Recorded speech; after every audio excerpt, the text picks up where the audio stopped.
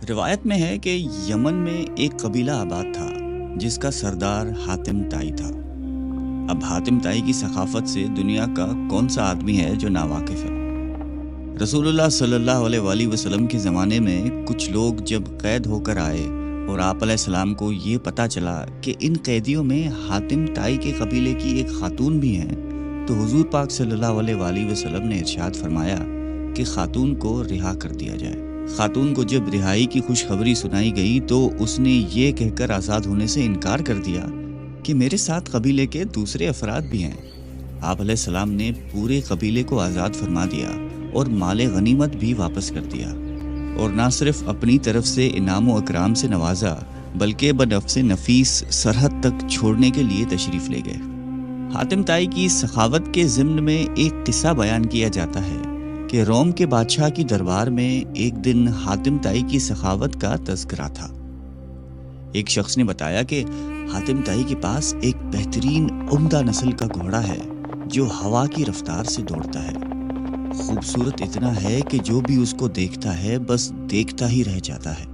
حاتم طائی اور اس کے گھوڑے کی تعریف سن کر بادشاہ بولا کہ جب تک کسی آدمی کو آزمایا نہ جائے اس وقت تک اس کے بارے میں کوئی رائے قائم کرنا عقل اور شعور کے خلاف ہے۔ بادشاہ نے وزیر سے کہا کہ تم خود جاؤ اور حاتم طائی کی سخاوت کے بارے میں ہمیں معلومات فراہم کرو اور کسی ایسی چیز کا مطالبہ اس سے کرو جو اس کی نظر میں سب سے زیادہ قیمتی ہو۔ دربار میں ایک درباری نے کہا کہ حاتم طائی کے لیے سب سے زیادہ عزیز اور سب سے زیادہ قیمتی سبا رفتار ایک گھوڑا ہے۔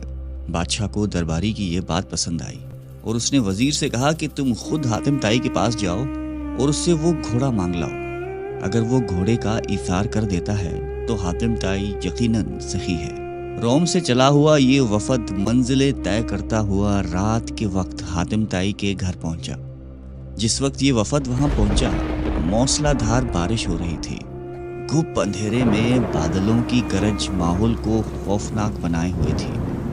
ایسے خراب موسم میں کسی مہمان کی مہمان نوازی کرنا تو درکنار گھر سے نکلنا بھی ممکن نہیں تھا، لیکن حاتم طائی نے میزبانی کا حق ادا کیا اور مہمانوں کے تواضع اور آرام و آسائش کا پورا انتظام کیا۔ دسترخوان پر لذیذ بھنا ہوا گوشت کھا کر مہمان خوش ہوئے اور انہوں نے اپنے اندر سفر کی تھکان کی جگہ توانائی محسوس کی اور گہری نیند سو گئے۔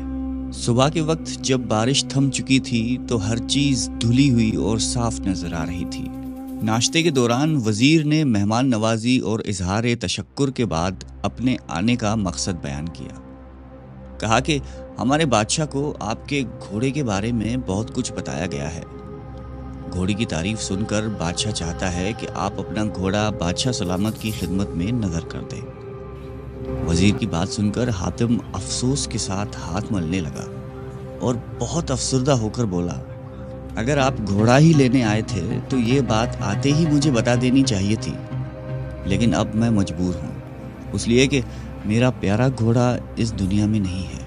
آپ کو تو پتا ہے کہ پوری رات طوفانی بارش برستی رہی۔ میرے لیے یہ ممکن نہیں تھا کہ چراگاہ یا کسی اور جگہ سے کوئی جانور منگوا سکتا، لہٰذا میں نے اپنے گھوڑے کو ذبح کر دیا اور اسی کا بھنا ہوا گوشت دسترخوان کی زینت بنا تھا۔ وزیر حاتم طائی کی یہ بات سن کر حیران رہ گیا۔ بادشاہ سلامت کو جب یہ سارا واقعہ جا کر سنایا تو اس نے بھی حاتم طائی کی سخاوت کی بڑی تعریف کی۔ قبیلہ بنی طے کے سردار حاتم طائی کے بارے میں یوں رقم ہے کہ ایک بادشاہ نے حاتم طائی کی اتنی شہرت سنی کہ بادشاہ نے محسوس کیا کہ اس کی شہرت، اس کا نام اور اس کی عزت حاتم طائی سے کم ہے۔ بادشاہ کا دل بغض اور حسد سے بھر گیا۔ اس کے دل میں یہ وسوسہ آ گیا کہ جب تک حاتم زندہ ہے مجھے حاتم سے زیادہ عزت و شہرت نہیں مل سکتی۔ شیطانی ذہن کو استعمال کرتے ہوئے اس نے ایک چالاک، فساد پسند اور لالچی شخص کو اس بات پر مامور کیا کہ وہ حاتم کو قتل کر کے اس کا سر اٹھا لائے۔ کرائے کا یہ دہشت گرد اور قاتل شخص اپنے ترکش کو تیروں سے بھر کر اور تیز دھار تلوار کو میان میں رکھ کر حاتم طائی کے ملک کی طرف روانہ ہو گیا۔ جب وہ حاتم طائی کے علاقے میں پہنچا تو اس کی ملاقات ایک خوش گفتار، خوش مزاج اور بڑے ہی پرسکون شخص سے ہوئی۔ یہ شخص کرائے کے قاتل کو مسافر سمجھ کر اپنے گھر لے گیا۔ اور ایسے پیار اور خلوص سے اس کی تواضع کی کہ کرائے کا قاتل اس کا گرویدہ ہو گیا۔ دوسرے دن جب مہمان نے رخصت ہونا چاہا تو خوش گفتار اور خوش اخلاق میزبان نے اصرار کیا کہ مہمان ابھی چند روز اور قیام کرے اور مزید خدمت کرنے کا موقع دے۔ کرائے کے قاتل کے دل میں میزبان کی تکریم اور بڑھ گئی۔ اس نے کہا کہ مجھے ایک ضروری کام درپیش ہے، اس لیے میں زیادہ دن نہیں ٹھہر سکتا۔ میزبان نے کہا کہ آپ وہ کام مجھے بتا دیں، شاید میں آپ کی کچھ مدد کر سکوں۔ کرائے کے قاتل نے رازداری سے کہا کہ بادشاہ نے مجھے حاتم طائی کو قتل کرنے کا حکم دیا ہے، اس کے سر پر بڑا انعام مقرر کر دیا ہے۔ اگر آپ حاتم طائی کو جانتے ہیں تو مجھے اس کا پتہ بتا دیں۔ یہ سن کر میزبان مسکرایا اور عاجزی کے ساتھ جھک کر کہا کہ میں حاتم طائی ہوں، آپ اپنا کام شوق سے پورا کر سکتے ہیں، کیونکہ اگر یہ کام آپ اسی وقت پورا نہیں کریں گے تو پھر لوگ دیکھ لیں گے اور وہ مذمت کریں گے اور آپ انعام سے محروم رہ جائیں گے۔ حاتم کی یہ بات سن کر کرائے کا قاتل اپنے میزبان کے پیروں میں گر گیا۔ اس نے اپنی تلوار اور تیروں سے بھرا ہوا ترکش پھینک دیا اور کہا کہ ایسے معزز سردار کے جسم پر پھول مارنا بھی گناہ عظیم ہے۔ سخاوت کے بارے میں ایک مجلس میں حضور قلندر بابا اولیاء رحمۃ اللہ علیہ نے فرمایا کہ ایک شخص حضور صلی اللہ علیہ وآلہ وسلم کی خدمت اقدس میں حاضر ہوا اور اس نے عرض کیا کہ یا رسول اللہ، مجھے شہد چاہیے۔ آپ علیہ السلام نے فرمایا کہ عثمان کے پاس چلے جاؤ۔ جب یہ شخص حضرت عثمان رضی اللہ تعالیٰ عنہ کی خدمت میں پہنچا تو وہاں بہت سارے اونٹ بیٹھے ہوئے تھے اور گیہوں کی بوریاں لادی جا رہی تھی۔ اس شخص نے دیکھا کہ ایک بوری کا منہ کھل گیا اور اس میں سے چند کلو گیہوں زمین پر گر گئی۔ حضرت عثمان رضی اللہ تعالیٰ عنہ نے جب یہ دیکھا تو انہوں نے اپنے ملازم سے باز پرس کی اور اس کو ڈانٹا ٹپٹا کہ یہ گیہوں زمین پر کیوں گرا ہے۔ آنے والے شخص نے یہ دیکھ کر واپسی کا فیصلہ کیا اور پھر آپ علیہ السلام کی خدمت میں حاضر ہوئے اور فرمایا کہ یا رسول اللہ، مجھے شہد چاہیے۔ حضور اقدس صلی اللہ علیہ وآلہ وسلم نے پھر یہی ارشاد فرمایا کہ عثمان کے پاس چلے جاؤ۔ سوالی شخص نے ساری کارگزاری بتائی۔ آپ علیہ السلام نے پھر بھی فرمایا کہ عثمان کے پاس چلے جاؤ۔ یہ شخص دوبارہ حضرت عثمان غنی رضی اللہ تعالیٰ عنہ کی خدمت میں حاضر ہوا اور ان کے ملازم سے شہد مانگی۔ ملازم نے حضرت عثمان رضی اللہ تعالیٰ عنہ سے کہا کہ اس آدمی کو شہد چاہیے۔ حضرت عثمان غنی نے فرمایا کہ اسے شہد دے دو۔ ملازم نے برتن مانگا۔ آنے والے شخص نے کہا کہ میرے پاس تو برتن نہیں ہے۔ ملازم نے پھر حضرت عثمان غنی رضی اللہ تعالیٰ عنہ سے عرض کیا کہ حضور، اس کے پاس تو شہد لینے کے لیے برتن ہی نہیں ہے۔